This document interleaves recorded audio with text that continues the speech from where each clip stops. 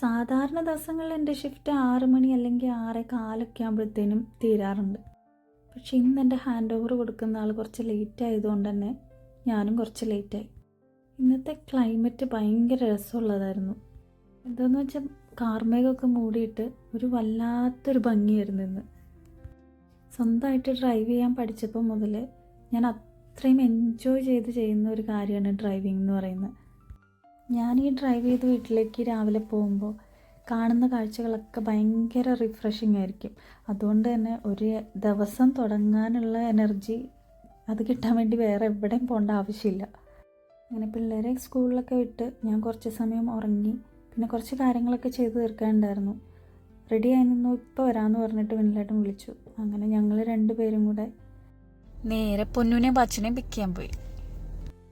എപ്പോഴും ഒരുമിച്ച് പോയി അവരെ പിക്ക് ചെയ്യാൻ പറ്റാറില്ലെങ്കിലും ഞങ്ങൾക്ക് പറ്റുന്ന സമയത്തൊക്കെ ഞങ്ങൾ ഒരുമിച്ച് പോയി തന്നെ അവരെ പിക്ക് ചെയ്യാൻ ശ്രമിക്കാറുണ്ട്.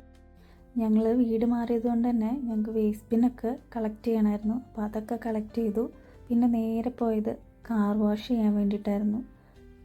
ഇത്തവണത്തെ കാർ വാഷിങ്ങിന് നമ്മൾ പ്രതീക്ഷിക്കാത്തൊരു ട്വിസ്റ്റ് ഉണ്ടായിരുന്നു. കാർ വാഷിങ്ങിന് എപ്പോഴും ഈ കളർഫുള്ളായിട്ടുള്ള ഫോംസൊക്കെ വരുമ്പോൾ പിള്ളേർക്ക് ഭയങ്കര ഇഷ്ടമായതുകൊണ്ട് അധികവും ഞങ്ങൾ ഇവരെ പിക്ക് ചെയ്തിട്ട് വരുന്ന വഴിക്ക് കാർ വാഷിങ്ങിന് കയറാറുണ്ട്.